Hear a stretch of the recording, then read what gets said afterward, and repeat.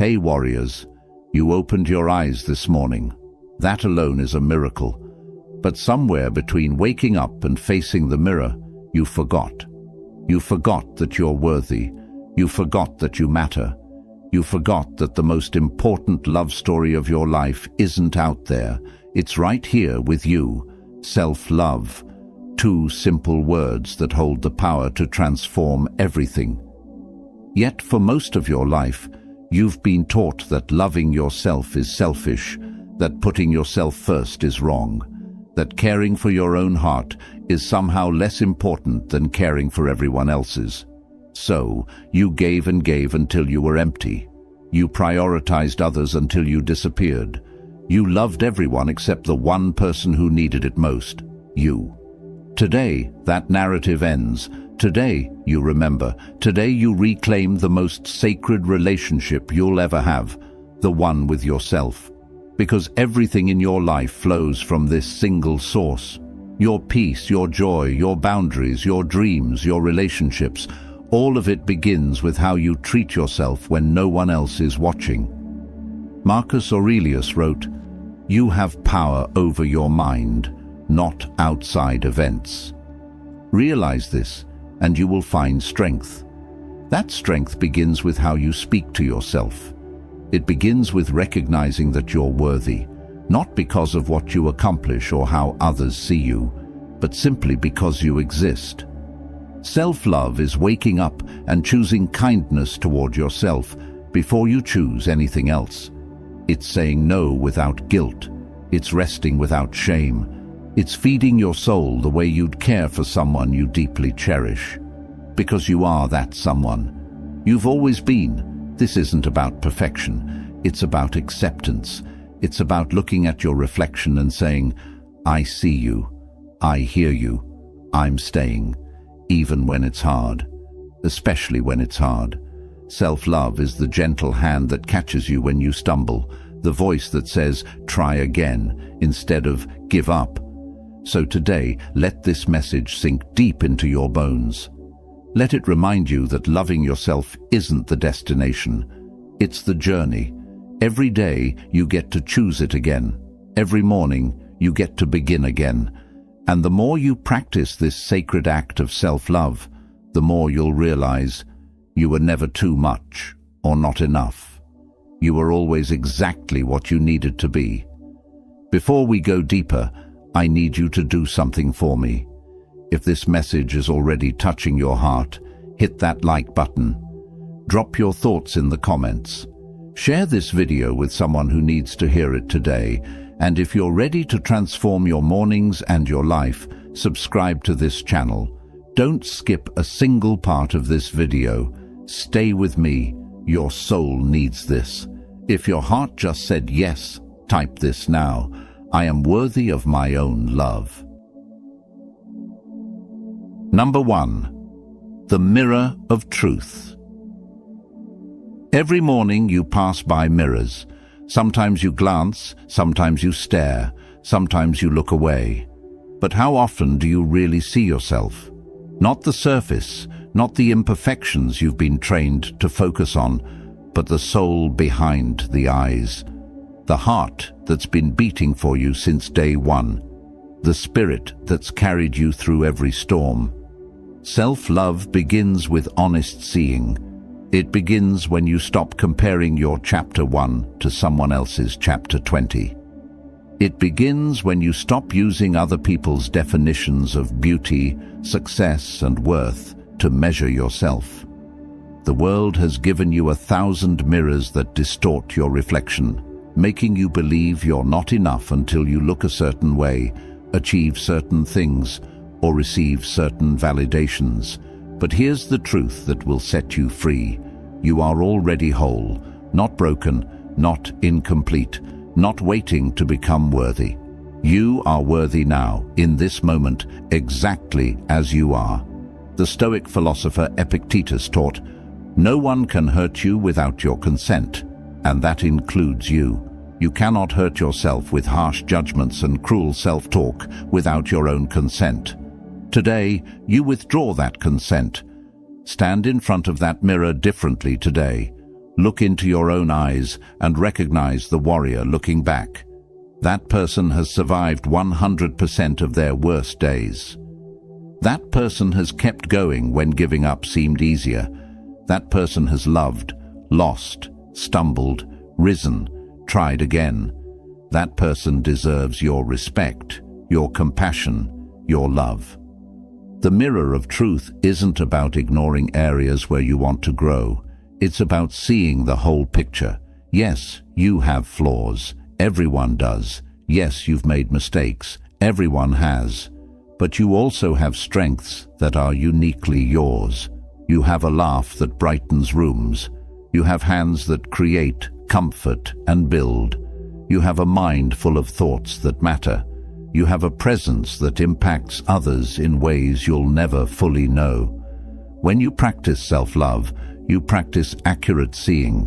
You stop magnifying your weaknesses while minimizing your strengths. You stop giving yourself the harshest criticism you'd never give a friend.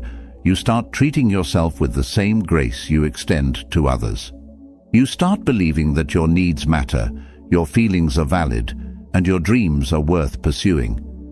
This doesn't mean you become arrogant or self-absorbed.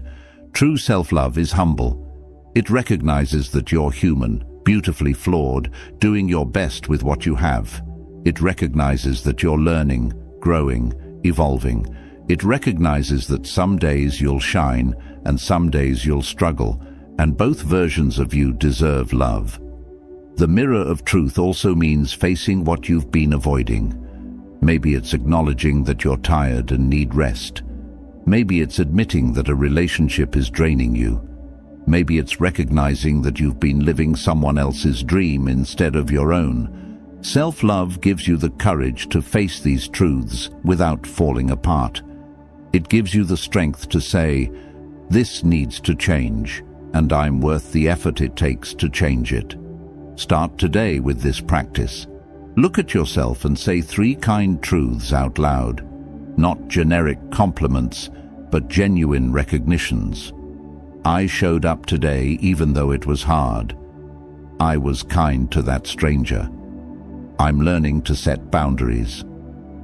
Let your own voice be the first voice of encouragement you hear each day. The world will give you plenty of criticism. It will point out your flaws, your failures, your shortcomings. But when you look in the mirror and choose to see yourself through eyes of love, you build an inner fortress that no external judgment can penetrate. You build a foundation of self-worth that doesn't crumble when life gets hard. Marcus Aurelius reminded himself daily, "Confine yourself to the present." The mirror of truth isn't about dwelling on past versions of yourself or anxiously awaiting future versions. It's about loving who you are right now, in this present moment. Because this present moment is all you truly have. And the you that exists right now is deserving of your love. So, look again. See yourself clearly. See yourself kindly. See yourself truly. And let that vision guide how you treat yourself for the rest of this day. See yourself clearly. See yourself kindly. Comment, "I see my true worth." Number 2. The garden you tend. Your mind is a garden. Every thought you plant is a seed. Every belief you water becomes a tree. Every pattern you repeat creates the landscape of your inner world. And right now, if you look around that garden honestly, what do you see? Is it blooming with flowers of kindness or overrun with weeds of self-doubt? Are you planting seeds of possibility or letting thorns of old pain take over? Self-love is the act of becoming a conscious gardener of your own mind.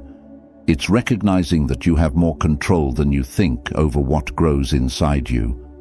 You can't control every seed that lands in your garden. Life throws plenty at you without permission. But you absolutely control which ones you water, which ones you nurture, and which ones you pull out by the roots. For too long, maybe you've been watering the wrong things. Watering the voice that says you're not good enough. feeding the belief that you're behind everyone else, nurturing the fear that you'll never change. These are weeds disguised as truth, and they've been choking out the beautiful things trying to grow in you. Seneca wrote, "We suffer more often in imagination than in reality." Your mind will create gardens of suffering if you let it run wild without care. But when you practice self-love, you become intentional. You start asking, is this thought helping me grow or holding me back?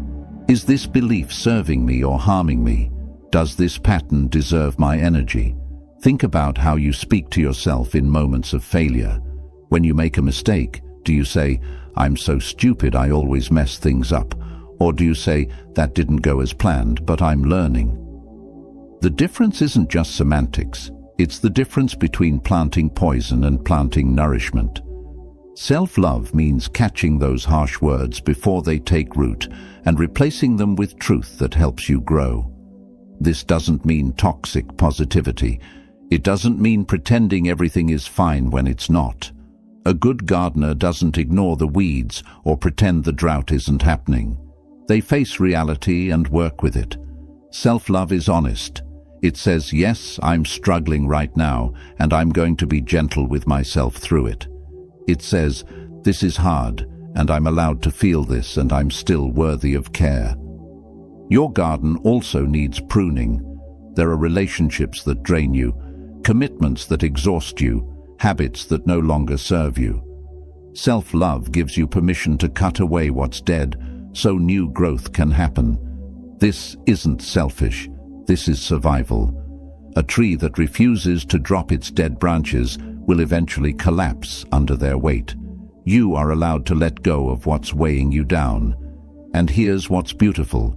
When you tend your inner garden with love, it affects everything around you.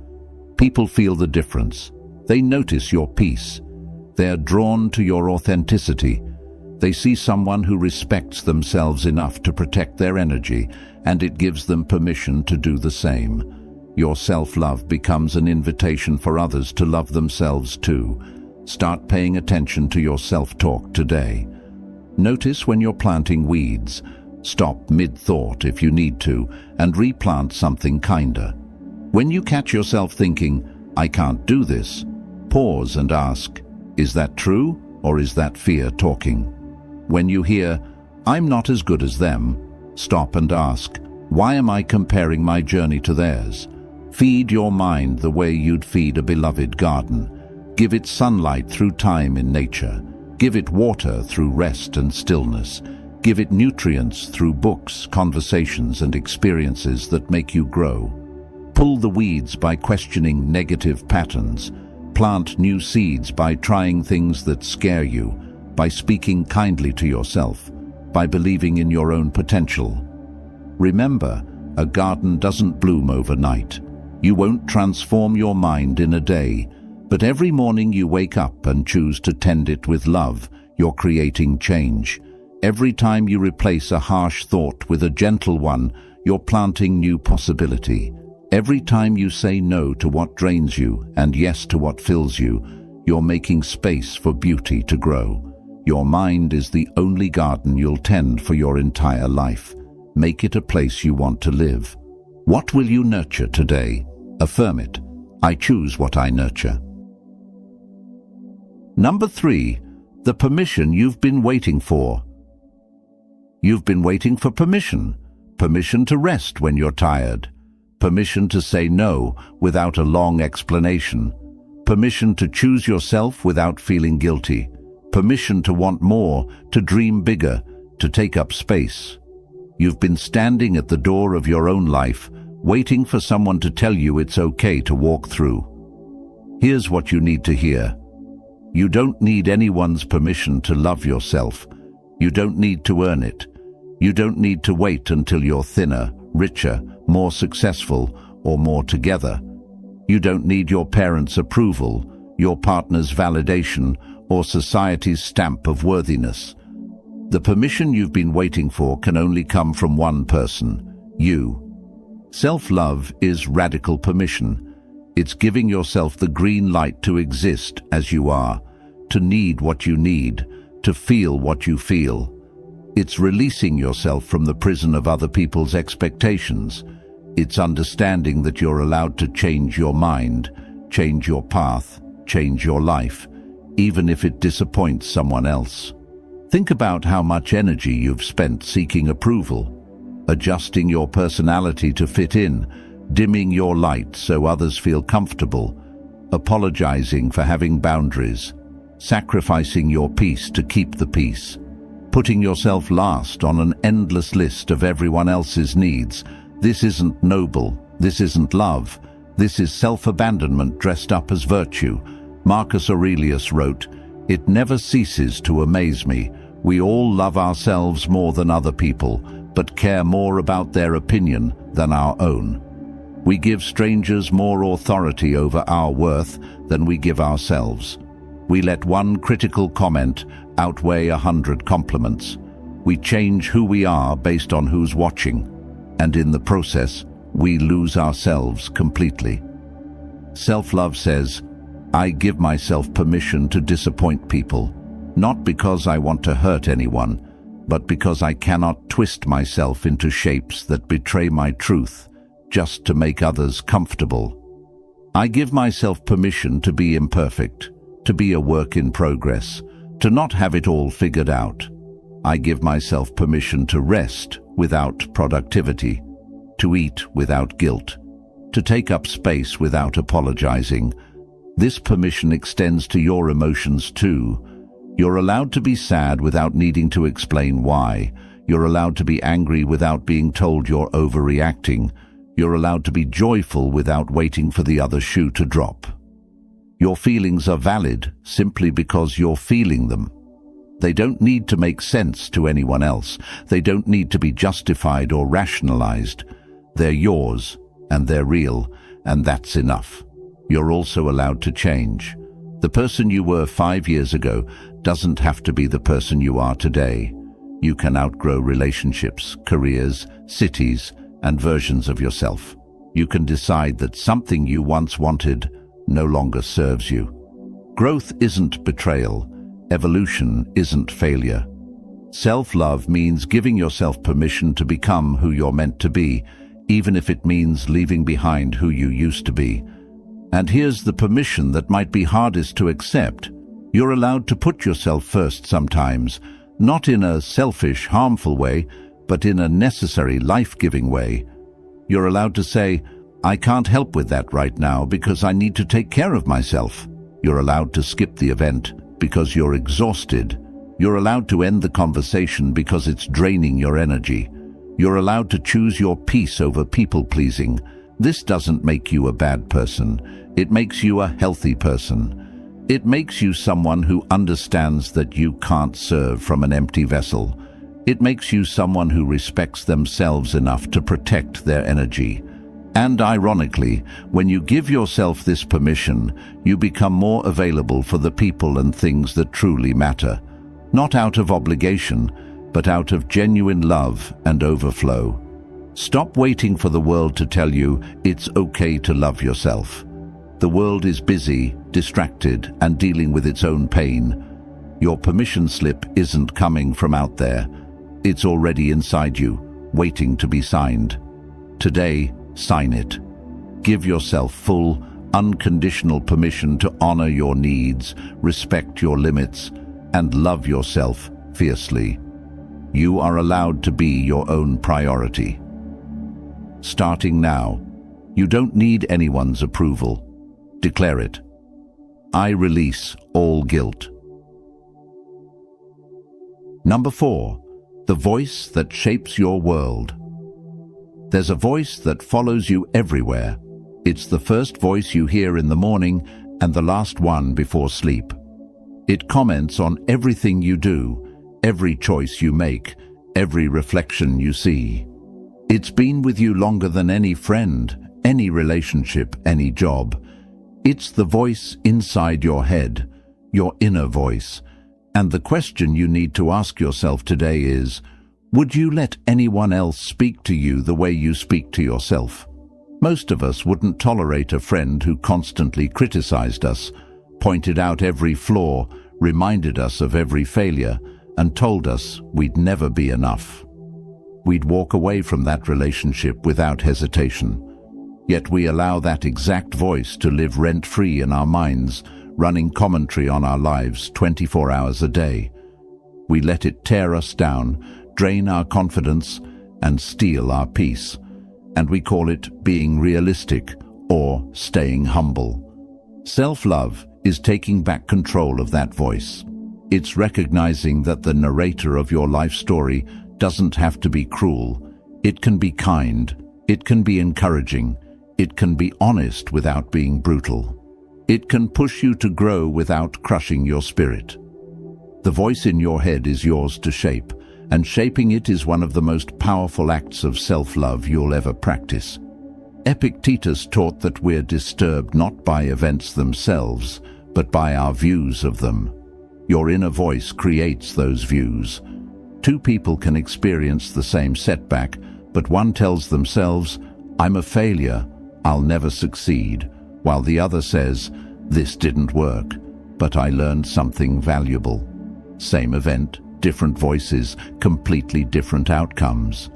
Your inner voice doesn't just describe your reality, it creates it. Think about a recent mistake you made. Now replay the conversation you had with yourself afterward. Were you compassionate, saying, "It's okay, everyone makes mistakes. What can I learn from this?"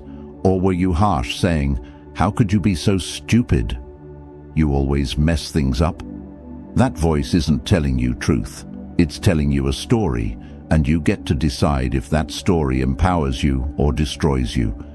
Changing your inner voice takes practice. It's like retraining a muscle that's been tense for years. You have to catch the negative thoughts as they arise. You have to pause and ask, is this helping me or hurting me? Is this true or just fear speaking? Would I say this to someone I love? And then you have to consciously choose a different response. When you look in the mirror and hear, "You look terrible," stop and reframe. "I'm tired today, and that's okay. My worth isn't determined by how I look." When you make a mistake and hear, "You're such an idiot," interrupt with, "I'm human. I'm learning. This doesn't define me." When you face a challenge and hear, "You can't do this," replace it with, "This is hard, but I've done hard things before." This isn't about lying to yourself or pretending problems don't exist. It's about speaking to yourself with the same respect, patience, and encouragement you'd offer someone you care about.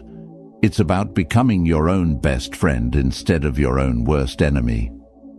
Your inner voice also affects how you receive love from others. If you constantly tell yourself you're unworthy, you'll sabotage relationships because you won't believe anyone could genuinely love you. You'll dismiss compliments, push away affection, and create distance to protect yourself from the inevitable rejection you believe is coming. But when your inner voice is kind, when it reminds you of your worth, you can receive love without suspicion. You can accept kindness without waiting for the catch. Start monitoring your self-talk like it's the most important conversation you'll ever have. Because it is. Write down the cruel things you say to yourself. Look at them on paper. Would you say these things to a child, to your best friend, to anyone you love? If the answer is no, then why are you saying them to yourself? Begin replacing each harsh statement with a truthful, kind alternative. Not fake positivity, but genuine compassion. "I'm behind everyone else" becomes, "I'm on my own timeline, and that's perfectly okay." "Nobody likes me" becomes, "I'm still finding my people, and that takes time." "I'm not good enough" becomes, "I'm doing my best with what I have right now." Your inner voice is powerful beyond measure. It can lift you up or tear you down. It can open doors or close them. It can create possibility or limitation. Today, choose to make it a voice of love.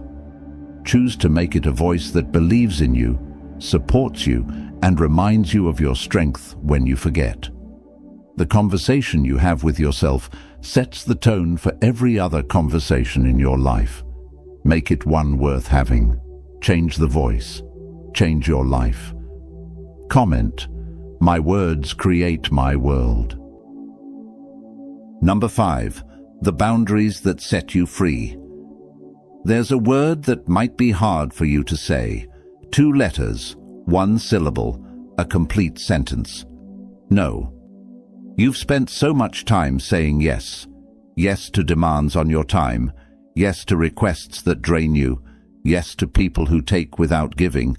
Yes to situations that hurt you. You've said yes when your whole body was screaming no. You've said yes out of guilt, obligation, fear of disappointing others, fear of being seen as selfish, fear of being left alone. Self-love is learning to say no without apology. It's understanding that boundaries aren't walls you build to keep people out. They're guidelines you create to keep yourself whole. They're the invisible lines that protect your energy, your peace, your time, and your heart. And without them, you become a doormat for everyone else's needs while your own go completely ignored. Think about your life right now. How many commitments are you keeping out of obligation rather than genuine desire? How many relationships are you maintaining that leave you feeling empty? How many conversations are you enduring that disrespect your values? How many times do you say, "I'm fine," when you're falling apart because you don't want to burden anyone? These are all signs that your boundaries are either too weak or non-existent. Marcus Aurelius wrote, "You have power over your mind, not outside events." He understood that while you can't control what others do, you absolutely control how much access they have to you. You control whether you engage or disengage. You control whether you allow someone's chaos to become your chaos. You control the gate to your inner peace, and self-love means guarding that gate with wisdom. Healthy boundaries look like this: saying no to plans when you need rest, even if someone is disappointed. Ending phone calls that have turned toxic. Refusing to justify your decisions to people who aren't living your life. Not responding to every text immediately just because someone expects it. Taking time for yourself without explaining why. Leaving situations that make you feel small. These aren't acts of rudeness, they're acts of self-respect. But here's what stops most people from setting boundaries: guilt. You feel guilty for prioritizing yourself. You feel guilty for disappointing others. You feel guilty for not being everything to everyone all the time. That guilt has been planted in you by a culture that celebrates self-sacrifice and martyrdom. That guilt is a lie. Taking care of yourself isn't selfish, it's necessary. You cannot pour from an empty cup. You cannot give what you don't have. Setting boundaries will upset some people. That's not your problem to fix. People who are used to you having no boundaries will call you selfish when you start creating them. People who benefited from your people-pleasing will resist your growth. People who took advantage of your kindness will try to guilt you back into old patterns. Let them be upset. Their discomfort is not your responsibility. Your well-being is. Boundaries also mean knowing when to walk away. Not every relationship is meant to last forever. Not every job deserves your loyalty. Not every argument is worth having. Self-love is recognizing when something is consistently harmful and having the courage to release it. Staying in situations that deplete you isn't loyalty, it's self-betrayal. You're allowed to outgrow people, places, and versions of yourself. Start small if boundaries feel scary. Practice saying, "Let me think about it," instead of immediately saying yes. Practice saying, "That doesn't work for me," without offering a long explanation. Practice putting your phone on silent when you need peace. Practice leaving events early if you're exhausted. Each small boundary you set builds your confidence to set bigger ones. Remember, boundaries aren't about controlling others. They're about respecting yourself. You're not telling people what to do. You're informing them what you will and won't accept. You're not punishing anyone. You're protecting your peace. You're not being mean, you're being clear. And clarity, even when it's uncomfortable, is an act of love for yourself and for others. The people who truly love you will respect your boundaries. They might need time to adjust, but they'll honor them. The people who get angry at your boundaries were benefiting from you having none. Let that be information. Let that guide your decisions. Surround yourself with people who celebrate your growth, not people who resent your healing. Your time, energy, and peace are precious. They're limited resources. Self-love means treating them that way. It means being selective about where you invest them. It means understanding that every yes to something that drains you is a no to something that could fulfill you. Set the boundaries. Guard them fiercely. Watch your life transform. Protect your peace. Drop this truth. No is a complete sentence. Number 6. The seasons of your becoming. Nature doesn't apologize for its seasons. Winter doesn't feel guilty for being cold and quiet. Spring doesn't rush its blossoms. Summer doesn't apologize for its heat. Autumn doesn't feel shame as its leaves fall. Each season knows its purpose, honors its rhythm, and trusts the cycle.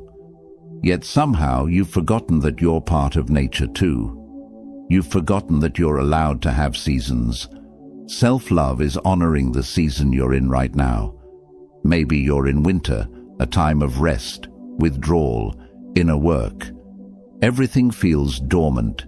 You're not producing, not achieving, not shining the way you think you should.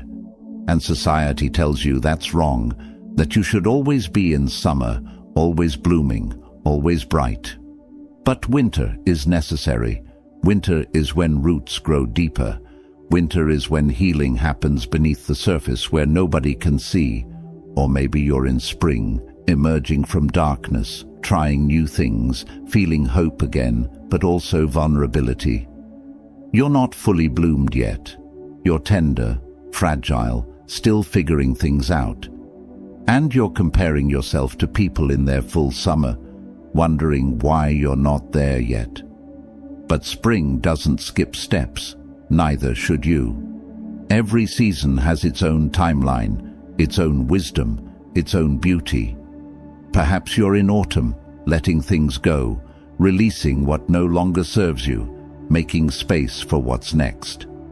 Endings are happening, relationships, jobs, versions of yourself are falling away like leaves. And it hurts.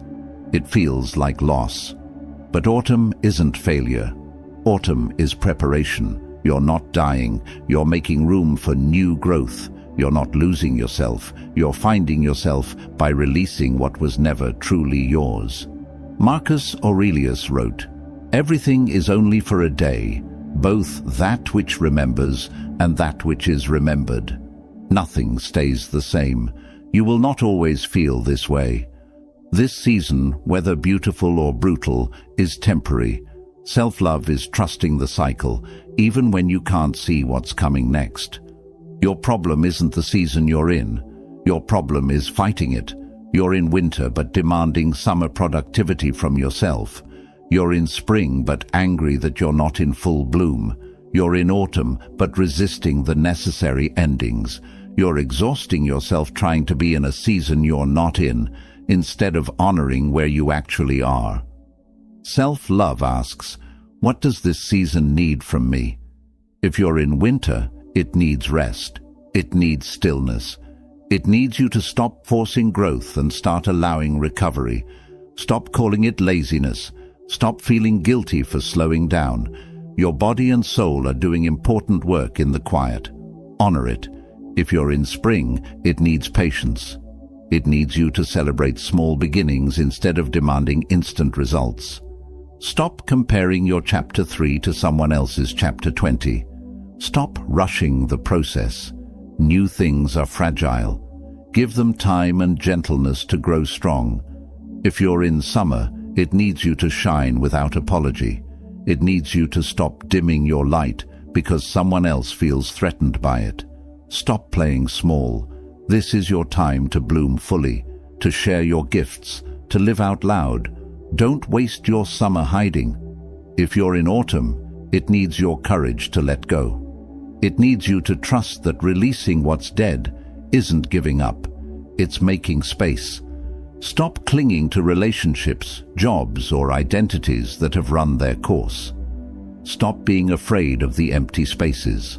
They won't stay empty. They're just transitioning.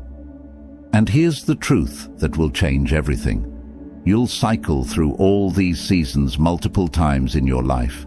Sometimes in years, sometimes in months, sometimes even in weeks. You might be in summer in your career, but winter in your relationships. You might be in spring emotionally, but autumn spiritually. You're complex, you're layered. You're allowed to be in multiple seasons at once. Stop judging yourself by someone else's season. Their summer doesn't mean your winter is wrong. Their autumn doesn't mean your spring is too slow. Every person is on their own cycle, and comparison destroys the beauty of where you are. The tree doesn't envy the flower. The ocean doesn't resent the mountain. Nature celebrates diversity of timing. So should you. Ask yourself today, what season am I in? Not where society says I should be, not where I wish I was. Where am I actually? And what does this season need from me? Rest, patience, boldness, release. Give yourself what this moment requires. Trust that this season has purpose. Trust that another season is coming. Trust that you're exactly where you need to be, learning exactly what you need to learn. You're not behind. You're not broken. You're not doing it wrong. You're in your season. Honor it. Trust it. Let it teach you. And when it's time, you'll naturally move into the next one. That's not just growth. That's self-love in its most natural, beautiful form. Trust your timing. Affirm below, I trust my season. Number 7. The wounds that made you wiser. You carry scars that nobody sees, wounds from words that cut deeper than any blade, bruises from betrayals that still ache when certain memories surface, pain from moments when you were too much for some people and not enough for others. You've been hurt in ways that changed you, shaped you, marked you, and somewhere along the way you started believing that these wounds made you damaged, broken, less than, unworthy of love. Self-love is rewriting that story. It's looking at your scars and seeing survival instead of shame. It's recognizing that you're not broken. You're broken open. Those cracks you're trying to hide. They're where the light gets in. They're where wisdom entered. They're proof that you've lived, you've felt, you've endured, and you're still here, still standing, still trying, still worthy. Your wounds don't make you weak. They make you human. They make you deep. They make you capable of compassion that shallow people will never understand. You know what pain feels like, so you recognize it in others. You know what it means to fall apart, so you can sit with someone else's breaking without fear. You know darkness, so you truly appreciate light. Your wounds gave you depth, empathy, and strength you wouldn't have otherwise. But here's where self-love gets challenging. You have to stop using your wounds as weapons against yourself. Stop letting past pain justify present self-destruction. Stop saying, I was hurt, so I don't deserve good things. Stop using your trauma as permission to mistreat yourself. Yes, terrible things happened. Yes, people failed you. Yes, you experienced pain that wasn't your fault. But continuing to punish yourself for what others did to you isn't justice. It's just more pain. Seneca wrote, "We are more often frightened than hurt, and we suffer more in imagination than in reality." Your wounds happened in the past, but you keep reopening them with your thoughts. You replay the betrayals. You rehearse the rejections. You relive the moments you wish you could change. And each time you do, you wound yourself again. Self-love is choosing to let the past stay in the past. Not because it didn't matter, but because you matter more. This doesn't mean pretending the pain didn't happen. It doesn't mean forgiving people who hurt you if you're not ready. It doesn't mean toxic positivity or spiritual bypassing. It means acknowledging what happened and then making a conscious choice. Will I let this define me, or will I let it refine me? Will I stay stuck in victim mode, or will I step into survivor mode? You've been telling yourself a story about your wounds. Maybe it's, I'm unlovable because my parents didn't show me love. Or, I'll never trust again because I was betrayed. Or, I'm not enough because someone chose someone else. These stories feel true because they're backed by real pain. But feelings aren't facts.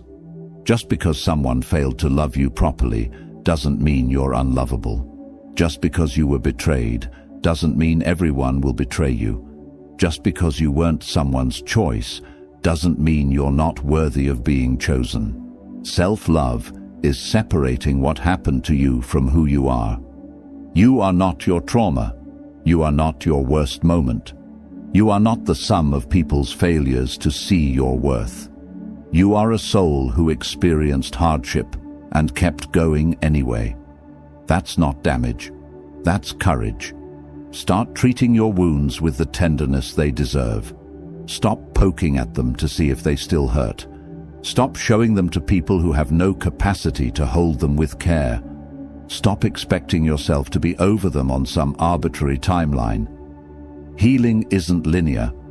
Some days you'll feel strong. Some days old wounds will ache like they're fresh.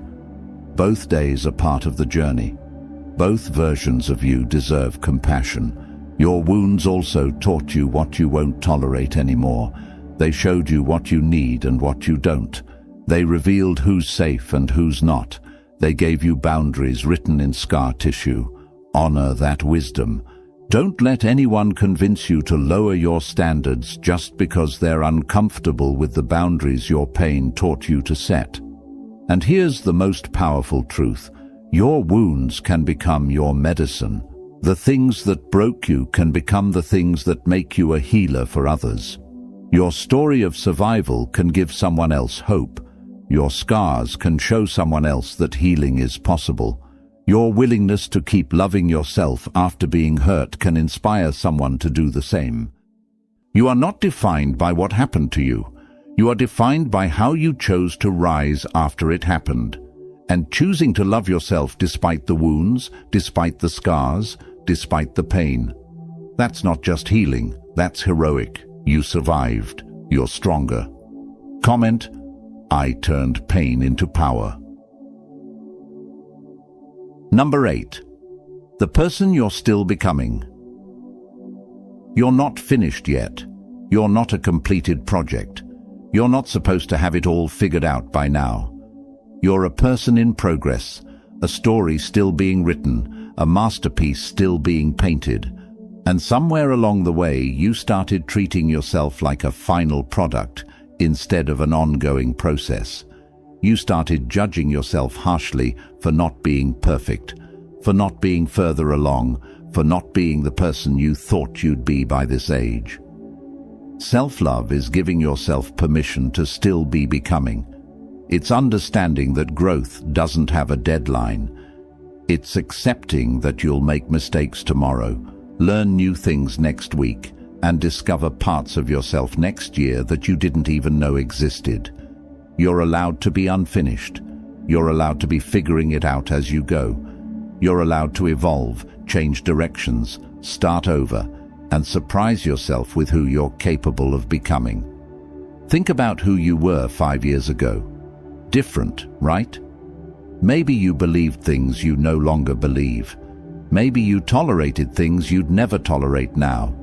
Maybe you were quieter, louder, harder, softer. You've changed because you've lived. You've grown because you've experienced.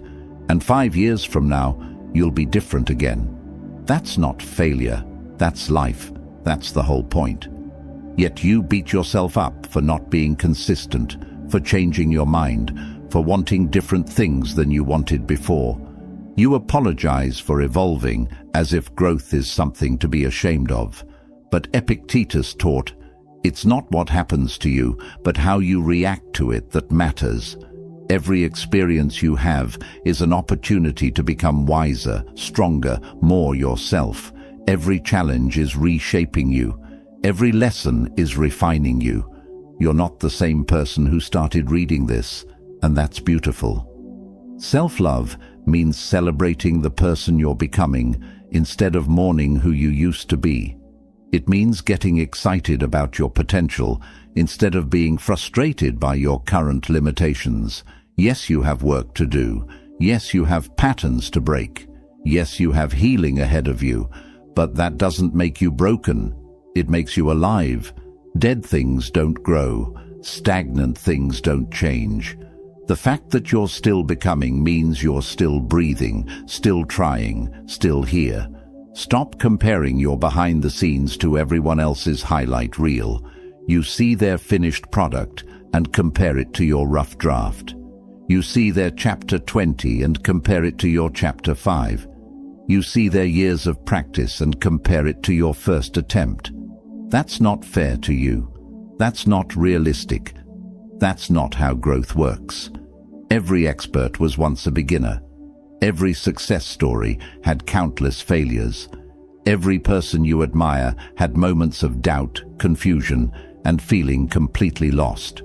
The difference isn't that they're better than you. The difference is they kept going. They kept becoming. They gave themselves permission to be imperfect while working toward improvement. You're allowed to be a beginner at 40. You're allowed to try new things at 60. You're allowed to change careers, change cities, change your entire life at any age. You're allowed to discover passions you didn't know you had. You're allowed to admit you were wrong about something and choose differently now. You're allowed to surprise yourself and everyone who thought they had you figured out. Self-love is protecting your becoming. It's saying no to people who want to keep you in the box of who you used to be. It's setting boundaries with those who feel threatened by your growth. It's walking away from relationships that only valued the old version of you. It's choosing environments that encourage your evolution instead of punishing it. Your becoming is sacred. It's ongoing. It's never too late and never complete. Today, you're becoming someone who loves themselves more. Tomorrow, you'll become someone who knows themselves deeper. Next year, you'll become someone you can't even imagine yet. And that's the adventure of being alive. That's the gift of being human. You get to keep becoming for as long as you're breathing. Stop waiting to love yourself until you're better. Stop postponing kindness toward yourself until you've achieved more. Stop treating yourself harshly because you're not where you thought you'd be. Love yourself now, in this unfinished state. Love yourself while you're learning. Love yourself while you're growing. Love yourself in the messy middle of becoming. Because here's the truth. There is no final version of you. There's only this moment's version, and it deserves your love. You deserve your love. Not someday when you're perfect. Not later when you've figured it all out. Now, today, exactly as you are, even while you're becoming something more.